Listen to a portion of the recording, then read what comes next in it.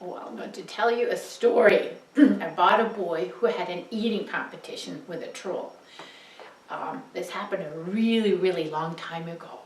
And there was a mother and a father, and they had 3 sons. And the father had a farm in the forest, and he owned just quite a bit of land with huge trees on it. And he was a woodcutter, and he was a fabulous carpenter. And every day he would go out into the woods, he'd chop down some trees, he'd bring it home, he'd fashion, everything from fences to furniture. Well, one day he was out in the woods and he was chopping and chopping when suddenly, he threw out his back so badly he could hardly make it back home. He fell into bed and there he stayed and stayed and stayed. The back did not get any better. Well, this happened a really long time ago and they just didn't have any, buddy who could help them. And pretty soon they ran out of money. And then they started running out of food, and the father thought, this is crazy. I have 3 big sons. They can go out into the woods. They can start doing some of the chores of the chopping. So he told his sons that it was their turn to go out, into the woods.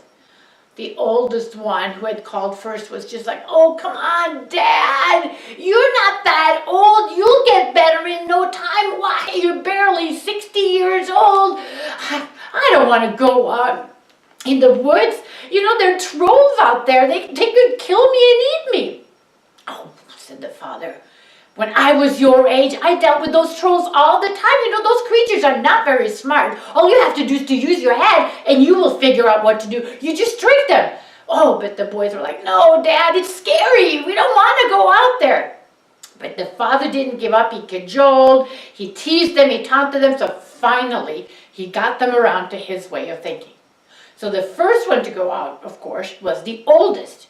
Now, he'd been kind of a cool kid. So he rolled up his sleeves like this. He picked up an axe, threw it over his shoulders, and he walked out into the woods till he got to this place where there's some really nice, big, beautiful trees, and got his axe ready, and he started to chop.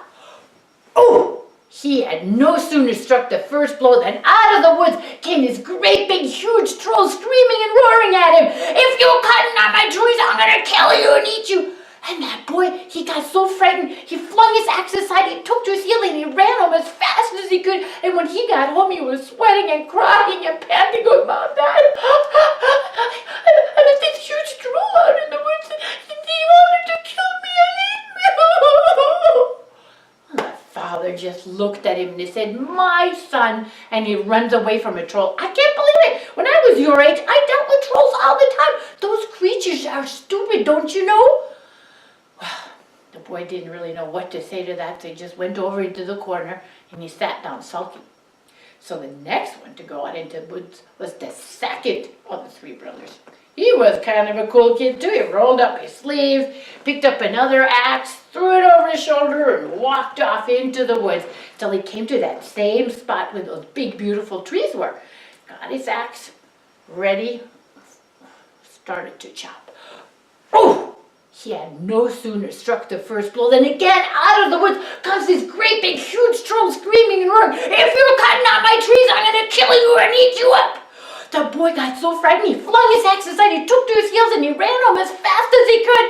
He was panting, crying, Mom, Dad, there was this great big huge troll out into the woods and he wanted to kill me and eat me. The father looked at him and said, what? My son, and he runs away from a troll. Why, when I was your age, I dealt with those creatures almost every day. But you are nothing but a cowardly dog. Well, the boy got kind of upset at that, and he went over to the corner with his brother and sat down sulking. Well, now it was the youngest brother's turn. He made himself ready to go out into the woods, and when his older 2 brothers saw him, they were like, you think you're going to be able to go out into the woods and tackle the trolls when we couldn't do it? I mean, we all know the only thing you're good for is sitting around poking in the ashes. Ash lad, they teased. You just go back and hang on to your mama's skirts. That's the only thing you're good for. Well, the ash lad, because that was his nickname, Aspen Ash Lad, he didn't pay any attention to his brothers. He was used to being teased.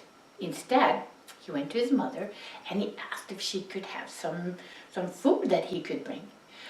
you know, they had almost no food left, but she rummaged around and she found some great big white cheese curds. And he took one of those cheese curds and she gave that to him. And he took the cheese curd, he put it in his backpack, put his pack on his back, picked up an axe, and walked off into the woods. Well, after a while, he too came to that clearing with those big, beautiful trees. So he put his pack down, he grabbed his axe, and he started to get ready to chop. Oh, he had no sooner struck the first blow than again, out of the woods came this great big huge troll screaming and roaring, "If you're cutting down my trees, I'm gonna kill you and eat you up."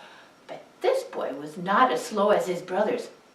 He ran over to his backpack, he fished out the white cheese curd, he held it up between his hands and squeezed it and said, "If you don't watch it, I am going to squeeze you the way I'm squeezing water out of this white rock I have in my hand." "Oh," said the troll, I didn't know you were that strong. I was just kidding with you. Listen, would you promise not to squeeze me like that? And if you don't squeeze, I'll promise to help you cut down the trees." "Sure, suit yourself," said the ash lad. And so that's what they did. For the rest of that day, they cut down trees till they had hundreds that were felled. And when they were all done, the troll, who was starting to get his wits back, looked at the ash lad and said, "Buddy, why don't you come back to my place and we'll have a bite to eat together." He was, of course, going to eat the ash lad. But the ash lad was getting really hungry and there was nothing to eat at his house, so he said, "Sure." And off they went. They walked far and farther than far until they came to the mountain in the blue where the troll lived. And they went inside, and inside there was this beautiful castle with treasures and walls made out of gold and tables decked with beautiful silver. And the troll said, "No, I really like a nice pot of porridge. Now listen, why don't you go outside and fetch some water from the well? There's a bucket next to the well. You can use that. And while you're fetching the water, I'm going to heat up the water and we'll have a nice pot of porridge." "Okay," said the ash lad, and he went outside and he got to the well. But the bucket that was next to the well, it was not a normal bucket. It was this great big huge cauldron-like thing. It was so heavy that even when he threw his whole body at it, he could not budge it. So he had to think really fast. Suddenly he had an idea and he called out to the troll, "Hey you, I'm not going to get water in that little thimble of a bucket you have there. Why don't I just bring the entire well inside?" "Oh, no, forget about it," said the troll. Don't touch it. Don't touch my well. I can't afford to lose my water. Listen, why don't you come inside and you make up the fire and I will go and I will fetch the water." "Suit yourself," said the ash lad. So that's what they did. And the troll filled water in the big, huge bucket, and he brought it inside and they put it over the fire to heat it up. And then they filled it with porridge. And when the porridge was all cooked, it was the ash lad who had a good idea. He looked over to the troll and he said, "Listen, why don't you and I have an eating competition?" "Sure," said the troll. He was 10 times bigger than the boy. He knew he was going to win that one. So they put the big pot of porridge down between them, and the troll grabbed his spoon and he started to get ready. But before he sat down to eat, the ash lad went and he got his backpack and he tied his backpack around his stomach, and then he sat down. And ready, set, go, they started to eat. They ate and they ate and they ate. And after a while, instead of putting the food in his mouth, the ash lad opened his pack and he put the food in the backpack. And when the backpack was completely full, he got out his knife and he ripped a hole in his backpack so that he could continue filling it. Well, the troll saw that something was going on, but he couldn't really quite tell what it was, and he wasn't smart enough to figure it out. So he just kept on eating and eating and eating, and finally he put his spoon down and he said, I am so full, I can't eat another bite. Come on, said the ass. A big guy like you, how could you possibly be full? I'm not even half full yet. I don't understand it. How can a little squirt like you eat so much? Well, it's easy, said the ass. See, what I did was I got my knife out, I put it to my stomach, and I ripped a hole in it, and that way I could keep eating as much as I want. Oh, that's a really clever trick. I hadn't thought of that. That's not going to hurt. For a big guy like you, I don't think so, said the ashlat. And so the troll, who didn't want to be thought of as less brave than the ashlat, got his knife out, put it to his stomach, and he ripped a hole in it. And the second he did, he toppled over onto the ground, and there he crumpled up and turned into a huge pile of rocks. And then at last the ashlat was safe, and he ran inside the castle, and there he took as many treasures as he could carry with him and brought it back to his mother and his father and his brothers.